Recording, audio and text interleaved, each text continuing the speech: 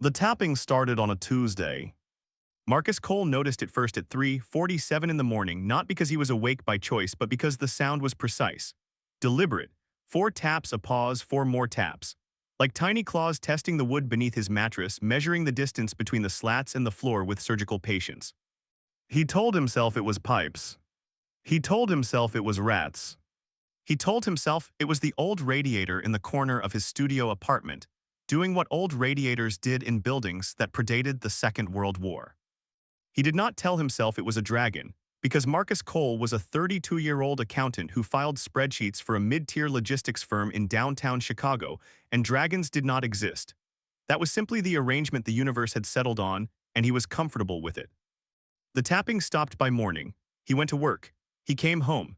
He microwaved leftover pad thai and watched 40 minutes of a documentary about deep-sea creatures before falling asleep on the couch with the television still on. The tapping returned on Wednesday. This time it was louder, more confident. The tiny claws had graduated from testing to scratching, long deliberate strokes that traveled the entire length of the space beneath his bed. Marcus lay perfectly still on his back, his eyes fixed on the ceiling, his heart doing something unpleasant in his chest. The scratching stopped directly beneath his pillow. Then came a sound he could only describe as a sigh, high-pitched, almost musical, like wind passing through the mouth of a very small bottle. "Pipes," he said to the ceiling. The ceiling did not respond. On Thursday, he looked. He knew it was stupid. He knew it before he even dropped to his knees beside the bed, before he fished his phone from his back pocket and activated the flashlight, before he pressed his cheek to the cold hardwood floor and angled the beam into the darkness beneath the frame. He knew all of this, and he did it anyway, because the not knowing had become worse than whatever knowing would bring. The beam cut through the dust and the darkness and landed on 2 enormous eyes.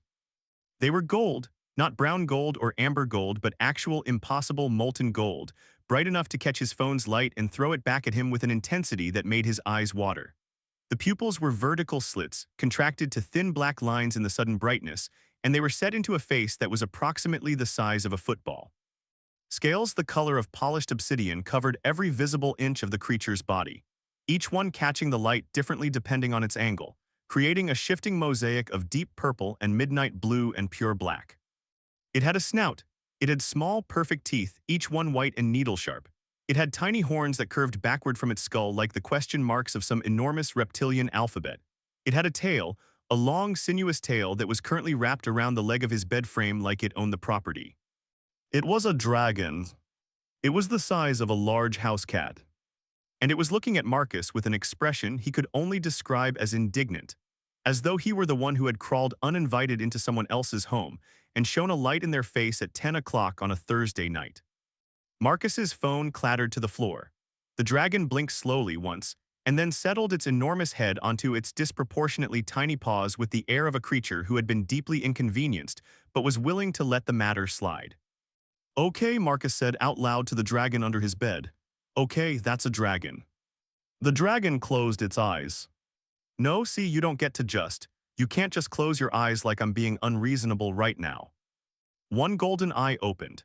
It conveyed with devastating clarity that Marcus was in fact being unreasonable and that the dragon had a very busy schedule of sleeping under his bed that he was currently disrupting.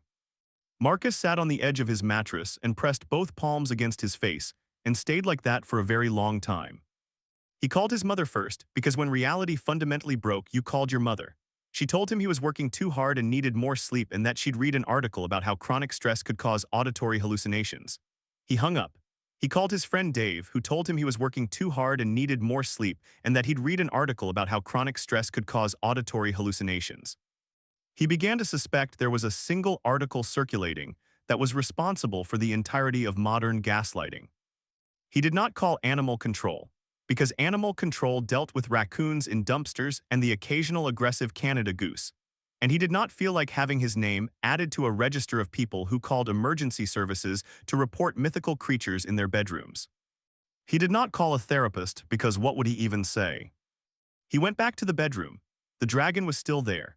It had repositioned itself during his phone calls and was now curled into a tight, precise spiral, its tail tucked over its nose, its scales catching the faint glow from the streetlight outside his window and throwing it back in soft, iridescent ripples. It looked like a piece of living jewelry. It looked like something that should be in a museum or a temple or the hoard of a larger, more terrifying dragon in a mountain somewhere. It did not look like something that should be under a IKEA mom bed in a studio apartment in Pilsen. Marcus pulled the bed away from the wall. The dragon opened both eyes and watched him with what he was beginning to recognize as its default expression, patient, mild annoyance. Listen, Marcus said, I don't know how you got here, I don't know what you want, but you can't live under my bed. The dragon's tail tightened around the bed frame leg. I'm serious, I'm a grown man, I can't have a dragon living under my bed. People don't have dragons under their beds. That's not a thing that happens to accountants. The dragon yawned. Its mouth opened wide enough to reveal a row of teeth that went back further than seemed architecturally possible for something that small, and at the very back of its throat Marcus caught a faint glow. Orange, hot, like looking down the barrel of a very small, very real furnace. He put the bed back against the wall. He went asleep on the couch again. Friday morning, the dragon was on the couch. Not under the couch, on it. Curled on the cushion beside his head, which meant that at some point during the night, the creature had left its chosen territory, navigated the 12 feet of apartment between bedroom and living room, climbed onto a piece of furniture, and settled next to him like a dog that had been invited up. Marcus stared at it, it stared back. Its golden eyes were softer in the morning light, less nuclear, more honey. Its scales had warmed from black to a deep, rich indigo that shifted with every breath it took. You left the bedroom, Marcus said. The dragon blinked. You're not supposed to do that, the bedroom is I didn't say the bedroom was your territory, but the understanding was that you would stay in the bedroom. That was the arrangement. There had been no arrangement. The dragon appeared to understand this and did not care. Marcus stood up slowly, careful not to make sudden movements, and went to the kitchen. He opened his refrigerator and stared at its contents, half a gallon of milk, 3 eggs, a takeout container from 4 days ago that he was afraid to open, and a bottle of hot sauce. He closed the refrigerator. He opened his pantry, rice, instant noodles, a bag of coffee, salt, a single sad apple. He looked at the apple. He looked at the living room, where the dragon had uncurled and was now sitting upright on his couch with its tail wrapped neatly around its feet, watching him with the alert stillness of a predator that had never missed a meal in its life. He picked up the apple. He walked back to the living room. He held the apple out at arm's length, the way you might hold out a peace offering to something that could theoretically set you on fire.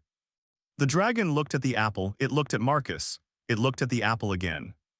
Then it turned its head away and resumed staring out the window with the unmistakable air of a creature that had been deeply insulted. Marcus ate the apple himself. He missed work on Friday, not because of the dragon or not entirely because of the dragon, but because he spent 3 hours on his laptop researching what dragons ate, and the internet was, as expected, almost entirely useless on this topic. Fantasy wikis suggested gold, gems, and the flesh of virgins. A suspiciously specific Reddit thread from a deleted account suggested raw steak. A Yahoo Answers post from 2011 suggested that the questioner should seek professional help, which Marcus felt was increasingly relevant but not practically helpful. He tried raw steak because there was a butcher 2 blocks from his apartment and he could pass it off as meal prep if anyone asked. He bought 2 pounds of ribeye, brought it home, cut it into strips, and placed a handful on a plate that he set on the floor in the bedroom. The dragon appeared from behind the couch, because apparently it could just do that now, just appear from places, and approached the plate with the cautious dignity of a sommelier inspecting a suspect vintage. It sniffed the steak. It licked one piece experimentally. Then it ate the entire plateful in approximately 4 seconds, each piece disappearing behind those impossible teeth with mechanical efficiency, and sat back to lick its chops with a sound like fine sandpaper on silk. There, Marcus said, okay, good, you eat steak, that's manageable. The dragon looked at him. Marcus put down a second plate. The dragon ate that too. Then it walked back to the bedroom, crawled under the bed, and resumed its position with the satisfied air of a creature whose nutritional needs had been met and whose boundaries had been clearly communicated. Marcus sat on his couch and pressed his forehead against his knees and breathed. This was his life now, apparently. The first real problem came on Saturday, when Dave showed up unannounced with a 6-pack of cheap beer and a desire to watch the college football game. Marcus had forgotten about the game. He had also forgotten that Dave had a key to his apartment, because Dave had needed to water Marcus's plants during a business trip 2 years ago and had simply never returned the key, and Marcus had never asked for it back because he lacked the necessary confrontational energy. He remembered both of these facts at approximately the same moment that Dave walked through the front door and said, "Dude, why is your bed pulled out from the holy shit?" The dragon had chosen this precise moment to emerge from beneath the bed for its afternoon stretch, which involved uncurling its body to its full length, about 2.5 feet from nose to tail tip, extending each of its four legs in sequence like a very small, very scaled cat, and releasing a yawn that produced a thin tongue of orange flame approximately 8 inches long. Dave dropped the six-pack. Glass shattered, beer foamed across the hardwood floor in 6 separate geysers. The dragon flinched at the noise, its scales flaring outward for a fraction of a second like a startled porcupine, and then it hissed. A sound that started low in its chest and rose to a frequency that made Marcus's back teeth ache, and positioned itself between Marcus and the door with its back arched and its wings. Wings, it had wings, small folded things pressed flat against its back that Marcus had somehow not noticed until this exact moment, spread wide. It was protecting him. The dragon, the size of a house cat, was protecting him from his friend Dave and the scattered remains of a six-pack of Schlitz. Dave, Marcus said very calmly, because his voice was the only thing in the room that was not currently experiencing a catastrophic failure of composure. Don't move. Marcus, there is a dragon in your apartment. Oh yes, there is a dragon in your apartment. I'm aware. It has wings. I just noticed that too. It just breathed fire. I know, please stop yelling, you're scaring it. Dave stopped yelling. This was partially because Marcus had asked and partially because the dragon was still hissing, and the hissing had evolved to include a low, pulsing glow at the back of its throat that suggested the previous fire-breathing display had been a polite warning rather than a serious effort. Marcus crouched down slowly. The dragon's head swiveled to track him, the hiss dropping in pitch but not in intensity. He extended one hand, palm up, the way you'd approach a stray animal, and held it there. The dragon studied his hand with one golden eye. It studied Dave with the other. It's okay, Marcus said. He's not going to hurt you, he's just surprised. He's an accountant. They don't handle surprises well. I'm a financial analyst, Dave said weakly from the doorway. The dragon stopped hissing. It sniffed Marcus's hand. Then it turned its head, looked at Dave with an expression of profound dismissal, and walked back under the bed. Dave did not leave. Dave sat on the couch and drank the 2 surviving beers and asked Marcus approximately 200 questions, none of which Marcus could answer. Where did it come from? How did it get in? Were there more? Was it dangerous? Could it talk? Was it magic? Was Marcus sure it wasn't a lizard? Was Marcus sure it wasn't a hallucination? Was Marcus sure he wasn't losing his mind? To the last question, Marcus replied that he was not sure of anything anymore, but that the dragon had eaten 2 pounds of raw steak the previous day and steak was expensive. So if it were a hallucination, it was at least a fiscally responsible one. Dave made him promise to call if anything changed. Dave made him promise to take photos. Dave made him promise not to tell anyone else, because if Marcus told people he had a dragon under his bed, Marcus would become the dragon under the bed guy, and that was a label you could not come back from in the financial services industry. Dave left. Marcus cleaned up the beer. The dragon stayed under the bed. Marcus went to sleep in his actual bed that night, because the dragon had already claimed the space beneath it, and he refused to be exiled from his own mattress by a creature that weighed less than his backpack. He woke up at 4:00 a.m. to find the dragon curled against his left side, tucked into the curve of his waist like it had been designed to fit there, its small body radiating heat like a living furnace set to a comfortable 78 degrees. He should have moved it. He should have gotten up, carried it to the bedroom floor, and established a clear boundary about appropriate sleeping arrangements. He pulled the blanket up over both of them instead. The second problem came on Monday, when Marcus went to work and came home to find that the dragon had gotten into his pantry and eaten the entire bag of rice. Not some of the rice, not most of the rice. The entire bag, 2 pounds of basmati rice gone. The bag was on the floor, torn open with surgical precision along one side, not a single grain remaining. Next to it, the salt shaker had been knocked over and tasted, which Marcus determined by finding small, precise holes poked in the plastic lid, as though the dragon had sampled the salt and found it wanting. The apple was also gone, core and all. You're not a carnivore, Marcus said to the dragon, which was sitting on the kitchen counter watching him with an expression of total innocence. You're an omnivore, you're a what are you? What kind of dragon eats rice and apples and raw steak? The dragon sneezed. A tiny puff of smoke escaped its nostrils and dissipated into the air above the counter, leaving behind a faint smell of cinnamon and something else, something older and stranger, like the air before a thunderstorm. Marcus added produces smoke when it sneezes to the growing mental list of things he did not expect to know about dragons. The list was getting long. It included, they had retractable claws that clicked against hardwood floors like tap shoes. They could rotate their heads approximately 270 degrees, which was deeply unsettling to witness. They purred not like a cat but like a distant engine, a low, resonant vibration you felt in your bones more than heard. They liked warm spots. which in the absence of direct sunlight meant they tended to curl up on or near anything that generated heat, including Marcus's laptop power adapter, his router, and Marcus himself. They also, Marcus was learning, had opinions. The dragon had opinions about the temperature of the apartment too cold. It kept dragging Marcus's comforter off the bed and wrapping itself in it like a scaled burrito. It had opinions about the television. It disliked the documentary channel, which produced anxious clicking sounds, but was captivated by nature programming, particularly anything involving fish. It had opinions about Marcus's schedule. It did not approve of him leaving for work in the morning and expressed this disapproval by sitting directly in front of the door and refusing to move until Marcus picked it up, carried it to the couch, and placed it there with explicit verbal instructions to stay, which it ignored approximately 30 seconds after the door closed behind him. And it had opinions about visitors. Dave came by again on Wednesday, this time with a digital thermometer and a GoPro, and the dragon emerged from beneath the bed just long enough to set Dave's shoelaces on fire. A small, controlled, distinctly targeted burst of flame that singed the laces to smoking stubs without so much as scuffing the leather, before retreating to its lair with an air of diplomatic finality. "Your dragon doesn't like me," Dave said, looking down at his ruined laces. "His name is not your dragon," Marcus said, and then stopped, because he had just referred to the creature as his without conscious thought, and that seemed like a significant thing to have done. He had started thinking of it as his, not as the dragon or the creature or the impossible reptilian squatter in my bedroom. His, as in his dragon, as in something that belonged to him, or more accurately, something to which he belonged. He did not name it. Naming it would make it real in a way that he was not prepared for. Naming it would transform it from a phenomenon to a companion, and Marcus Cole did not have companions. Marcus Cole had a mother who worried too much and a friend who analyzed financial markets and a houseplant that he kept forgetting to water. Marcus Cole was not the kind of person who had a dragon. But on Thursday night, when he came home from work and opened the apartment door and the dragon was sitting on the couch with its tail wrapped around its feet, waiting for him with those enormous gold eyes, Marcus said, "Hey, bud," without thinking about it at all, and the dragon chirped. A bright, trilling sound like a bird crossed with a bell, and the thing was done. He had a dragon, his dragon. He was a person who had a dragon. The universe apparently had revised its arrangements without consulting him first. The third problem was not a problem in the traditional sense. The third problem was that the dragon was growing.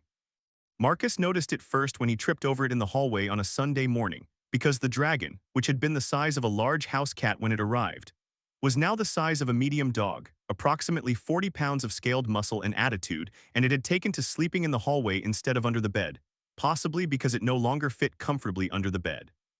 Its scales had changed too. The obsidian had lightened, developing undertones of deep crimson that flared visible when the light hit them at certain angles, like embers buried in black sand. Its horns had grown another inch, curving back sharper and more defined. Its wings, when it stretched them fully, now spanned nearly 3 feet from tip to tip, thin membranes stretched between elongated finger bones that caught the light like stained glass. It was beautiful. It was also destroying Marcus's apartment. The hallway was the first casualty. The dragon's claws, which had been merely audible on the hardwood when it was small, were now leaving gouges in the floor, shallow but visible parallel lines that followed the path from bedroom to kitchen to living room like a scaled cartographer mapping the apartment's geography. The couch had developed a sagging depression on the left cushion where the dragon spent most of its afternoons.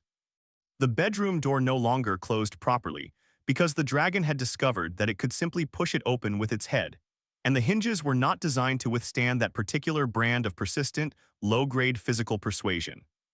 And the eating. The dragon now consumed approximately 5 pounds of raw meat per day, supplemented by whatever grains, fruits, and vegetables it could pilfer from the pantry. Marcus's grocery bill had tripled. He had started buying steak in bulk from a warehouse store on the south side, and the woman at the checkout counter had begun giving him looks that suggested she was either concerned about his cholesterol or quietly impressed by his commitment to a carnivorous lifestyle. "It's not for me," Marcus said, the fourth time he hauled 20 pounds of ribeye through the checkout lane. "Of course not, honey," the woman said, in a tone that communicated she did not believe him for a single second. The dragon's fire had also matured. What had begun as thin tongues of orange flame and occasional smoke puffs had evolved into controlled, sustained bursts that could reach nearly 2 feet. The dragon used this ability with the casual precision of someone who had been doing it for centuries rather than weeks. It could light a candle from across the room, toast a marshmallow to perfect golden brown in exactly 3 seconds, and on one memorable occasion, heat a can of soup by holding it suspended in a forked tongue of flame while Marcus stared and wondered if he was dreaming. It could not, despite Marcus's increasingly desperate hopes, be house-trained in any conventional sense. Dragons, it turned out, did not use litter boxes. Dragons did not go outside to do their business. Dragons simply combusted. Their waste products were apparently processed internally and expelled as heat and a fine gray ash that smelled faintly of sulfur and cedar. Marcus discovered this when he found a small pile of warm gray powder next to the couch one morning and spent 10 minutes trying to determine what it was before the dragon walked past, sneezed, and produced an identical pile. "So you just turn food into ash," Marcus said. "That's what's happening." The dragon sat down and began cleaning its claws with its teeth, which was the dragon equivalent of not making eye contact. That's actually kind of incredible, biologically. I mean, you're essentially a closed-loop energy system. Food goes in, heat comes out, ash is the only byproduct. That's more efficient than any engine humanity has ever built. The dragon paused its grooming to look at him with one golden eye. The expression was difficult to read, but Marcus had come to understand it over the weeks they'd spent together, and he could have sworn it was pleased. Not the smug kind of pleased that the dragon usually radiated, but something softer. Something that looked almost like recognition. Like it understood what he'd said, not just the words but the meaning behind them, that Marcus wasn't just talking to fill silence, that he genuinely thought the dragon was remarkable. Because it absolutely was. Marcus sat down on the ruined couch next to the growing dragon and put his hand on its back, and the dragon leaned into his touch, and the purring started, that deep bone-level hum that vibrated through Marcus's palm and up his arm and into his chest until he could feel it in his heartbeat. And for a moment, just a moment, the impossibility of it all didn't matter. The grocery bills didn't matter. The gouged floors didn't matter. The fact that he was a 32-year-old accountant who was almost certainly going to lose his security deposit didn't matter. What mattered was that something ancient and powerful and extraordinary had chosen his apartment, had chosen him, and had decided to stay. That had to mean something, even if he didn't know what. The fourth problem was the man in the suit. Marcus noticed him on a Tuesday, 3 weeks after the dragon had arrived. He was standing across the street from Marcus's apartment building when Marcus left for work in the morning, a tall, thin man in a dark gray suit that fit him with the kind of precision that suggested it had been made for his body rather than bought off a rack. He had dark hair, dark eyes, and a face that was handsome in the way that faces in magazines were handsome, technically perfect and somehow deeply unsettling. He was holding a newspaper that he appeared to not be reading, because his eyes were fixed on Marcus's building with an intensity that made the hair on the back of Marcus's neck stand up. Marcus looked at him, the man looked at Marcus, the man smiled. It was not a comforting smile.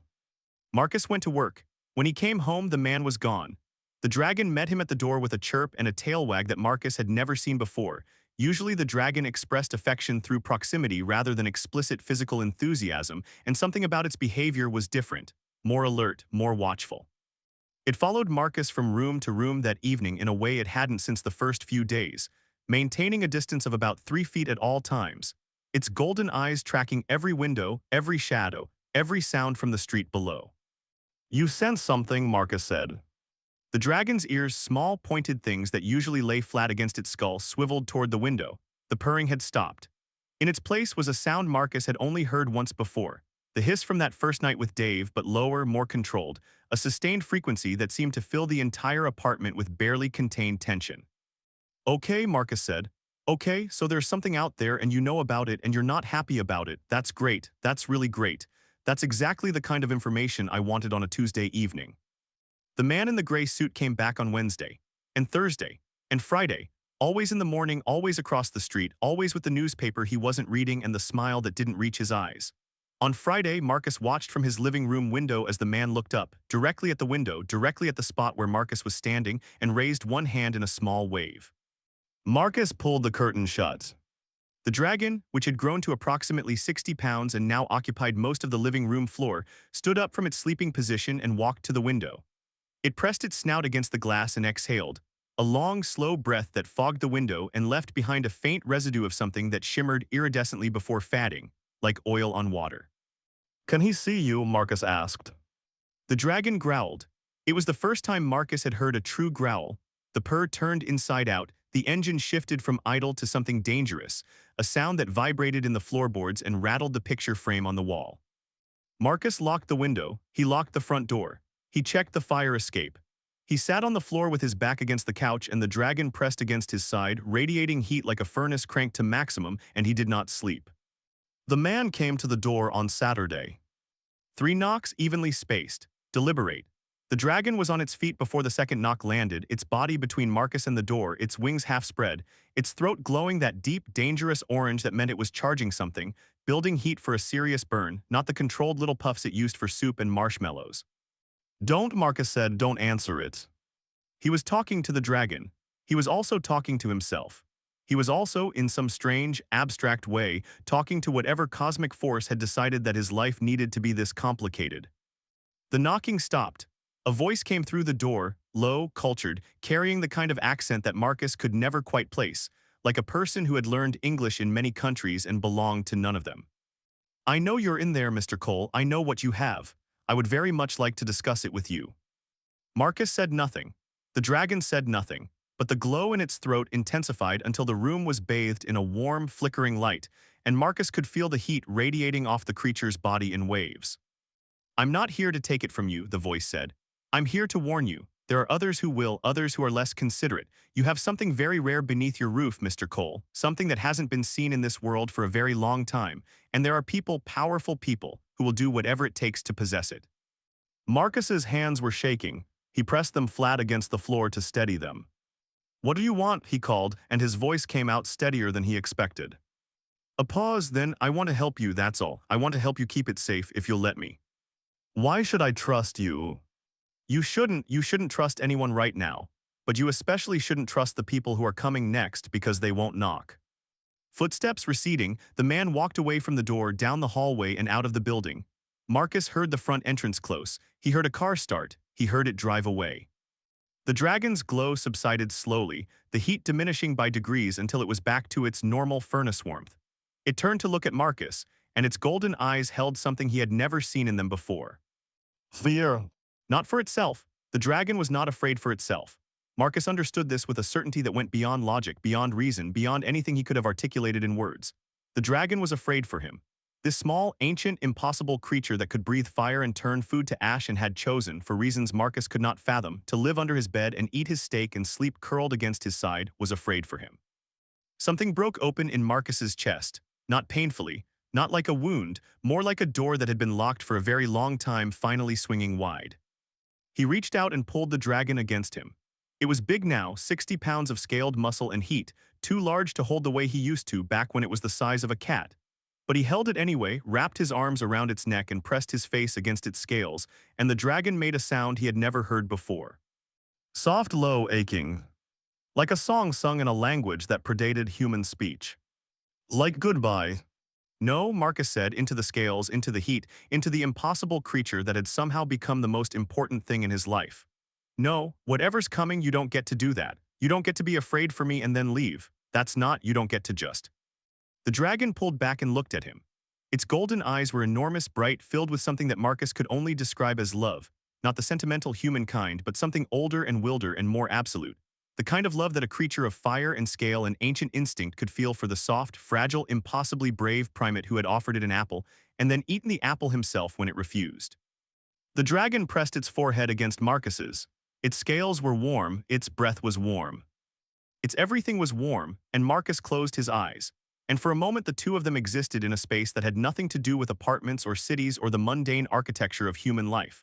A space that was just them, just this, just the wordless bond between a man and a dragon that had started with 4 taps beneath a bed, and had grown into something that neither of them could name but both of them would fight for. The dragon pulled away. It walked to the window and pressed its snout against the glass again, and this time the breath it left on the surface didn't shimmer and fade, it crystallized. A thin, delicate layer of frost spread across the entire window, white and intricate and beautiful, and Marcus realized with a jolt that the dragon's fire wasn't its only weapon. It could freeze, it could burn. It was a creature of contradictions and impossibilities, and it was his, and it was not going to leave. Marcus stood up, he walked to the window. He looked out at the street, at the parked cars and the streetlights and the ordinary, unremarkable face of a world that did not know that dragons were real, and he made a decision. He was not going to be afraid. He was an accountant. He filed spreadsheets. He paid his taxes. He microwaved leftover pad thai and watched documentaries about deep-sea creatures. He was the most ordinary person in the most ordinary city in the most ordinary country on a planet that had decided, for reasons beyond his comprehension, to give him something extraordinary. He was not going to lose it. He was not going to let anyone take it. He turned away from the window and looked at the dragon. The dragon looked back at him. Its scales flickered from crimson to gold to a deep, impossible blue that Marcus had never seen before, a color that didn't have a name in any human language, and its tail swept the floor in a slow, deliberate arc, and its eyes said, clearly and without ambiguity, "Then let's get ready." They came on Sunday. Not the man in the gray suit. Others. Four of them arriving in two black vehicles at 2:00 in the morning, moving with the coordinated precision of people who had done this before. Marcus saw them from his bedroom window. The frost the dragon had left on the glass had long since melted, but he'd barely slept since Saturday, and some animal part of his brain had kept watch, scanning the street below with an alertness he'd never known he possessed. Four people, three men and a woman, all in dark clothing, all moving with a fluid economy of motion that spoke of training and purpose. One of them carried something, a case, rectangular, metallic, about the size of a laptop bag. Another had a device in his hand that Marcus recognized with a distant, detached horror as some kind of scanner, because it was emitting a faint blue light that swept the front of the building in methodical passes. They were looking for the dragon. They had technology to find it. Marcus turned from the window. The dragon was already awake, already standing at the foot of the bed, its body rigid, its wings fully extended for the first time since Marcus had known it. 3 feet of wingspan had become 5. 60 pounds had become 80. The dragon had been growing steadily since it arrived, but in the last 3 days, since the man in the gray suit had come to the door, the growth had accelerated, as though the creature's body was preparing for something its mind already knew was coming. Its scales blazed, not metaphorically, literally. The crimson undertones that had been subtle before now burned visible in the darkness of the bedroom, each scale edged with a thin line of molten orange that pulsed in rhythm with the dragon's heartbeat, and the room was filled with a heat that went beyond warmth into something primal and consuming. The dragon looked at Marcus, Marcus looked at the dragon. And Marcus understood with a clarity that was almost painful in its simplicity what he had to do. He grabbed his keys, he grabbed his wallet, he grabbed the dragon's steak from the refrigerator, 8 pounds of it, because he'd started buying in even larger quantities, and he opened the back window, the one that led to the fire escape. The dragon went first. Its claws clicked on the metal grating, sure-footed and silent despite its size, descending the fire escape with a grace that no 80-pound creature should have possessed. Marcus followed, less graceful, significantly louder, his heart hammering against his ribs so hard he was surprised the people below couldn't hear it. They made it to the alley. The dragon paused, one paw raised, its head swiveling toward the street. The scanner light swept past the mouth of the alley and stopped. Marcus heard voices, low, urgent, and the sound of boots on pavement moving toward them. The dragon turned to him. It pressed its body against his legs, not the gentle lean of affection but a hard, deliberate push, hurting him deeper into the alley away from the light. "Go," Marcus whispered, "go without me, you're fast enough, you can." The dragon looked at him, just looked at him, with those gold eyes that held fear and love and something fiercer than both. And it did not go, it stayed. Right there, pressed against his legs, its scales hot enough to warm him through his jeans, its wings folded tight against its body, its tail curled around his ankle in a grip that was gentle and absolute and would not be argued with. "You don't get to do that," the grip said. "You don't get to send me away. I chose you, I stayed, and I am not leaving." The scanner light entered the alley. Marcus stepped in front of the dragon. It happened before he could think about it. One moment he was standing behind the creature that had lived under his bed, and the next he was standing in front of it, his body between the dragon and whatever was coming, his arms spread wide, his heart doing something that was less beating and more roaring. A flashlight beam hit his face. He squinted against it. "Mr. Cole," a woman's voice. Calm, measured, the voice of someone who was used to being in control. "Step aside, we're not here to hurt you, we just want the creature." "No, Mr. Cole, I understand you're frightened, but this animal is." "It's not an animal." A pause, the flashlight beam shifted, passing over Marcus's shoulder, landing on the dragon. The dragon's scales flared brighter, crimson and gold, and that nameless blue, burning in the darkness like a piece of the night sky, had fallen into the alley and decided to set itself on fire. "My God," someone whispered. "It's a dragon," Marcus said. "It's my dragon and you're not taking it." "Mr. Cole, you don't understand what you have. That creature is." "I don't care." "It's dangerous. It's a wild animal, it's not a pet, and if you don't step aside." "I said no." The dragon moved, not past Marcus, around him. Its body flowed like water, scales sliding over scales, positioning itself at Marcus's side but not behind him, not hiding, not cowering. Beside him, equal partner. The woman with the scanner lowered it slowly. Her face, lit by the dragon's glow, was pale. The three men behind her had stopped moving. In the light of the dragon's scales, they looked like what they were, people who had expected to find a small, manageable anomaly and had instead found something that did not fit into any category their training had prepared them for. The dragon opened its mouth. Not to bite, not to burn, to sing. The sound that came out of that impossible throat was not a sound that belonged to the physical world. It was every note and no note, every frequency and none, a vibration that started in the dragon's chest and expanded outward like a shockwave, passing through Marcus's body and the alley walls and the air itself. And it was sad and fierce and ancient and young all at once. And Marcus felt tears on his face and did not know when he had started crying. The four people in the alley stood perfectly still. The man with the scanner dropped it. The woman's composure cracked, just for a moment, just a hairline fracture in the mask of control, and Marcus saw something in her face that he didn't expect. Wonder. The song lasted maybe 10 seconds. When it stopped, the silence that followed was so complete that Marcus could hear his own blood moving through his veins. The woman picked up the scanner, she looked at it. She looked at the dragon, she looked at Marcus. 2 weeks, she said quietly. We'll be back in 2 weeks with different equipment and different orders. I can't stop what's coming, Mr. Cole. No one can, but I can give you time. She turned, the others followed. The vehicles pulled away from the curb and disappeared into the city. Marcus stood in the alley with the dragon pressed against his side, and he shook, and the dragon sang again, softer this time, barely a whisper of sound, just for him, just for the two of them in the dark, and he understood that the song was a promise. 2 weeks, we have 2 weeks, and then we fight. They left Chicago. Marcus packed a single bag. The dragon watched from the windowsill, its wings catching the early morning light, its scales shifting through colors that Marcus had stopped trying to name. He packed clothes and his laptop and 8 pounds of raw steak in a cooler and his passport because Dave, when Marcus had called him at 5:00 a.m. and explained the situation in a series of increasingly frantic sentences, had said, "Get out of the country, go somewhere remote. I'll handle your work. I'll handle everything, just go." Dave had not asked questions. Dave had not suggested that Marcus was hallucinating. Dave had heard the fear in his friend's voice and had responded with the kind of unconditional, no-questions-asked support that Marcus had not known he deserved. They drove north. The dragon fit in the passenger seat of Marcus's ancient Civic only because it had figured out how to fold its wings completely flat and curl its tail into a tight spiral that rested on Marcus's lap. And every time Marcus shifted gears, the dragon's tail would tighten slightly, a gentle, unconscious reassurance like a hand on his knee. They crossed into Wisconsin, then Minnesota, then into Canada, where the border guard looked at Marcus's passport, looked at the passenger seat and said, "What is that?" "A dog," Marcus said. "That is not a dog. It's a very unusual dog." The border guard stared at the dragon. The dragon stared back with one golden eye. A thin curl of smoke escaped its nostril. The border guard handed back the passport. "Have a nice visit to Canada." They drove further north.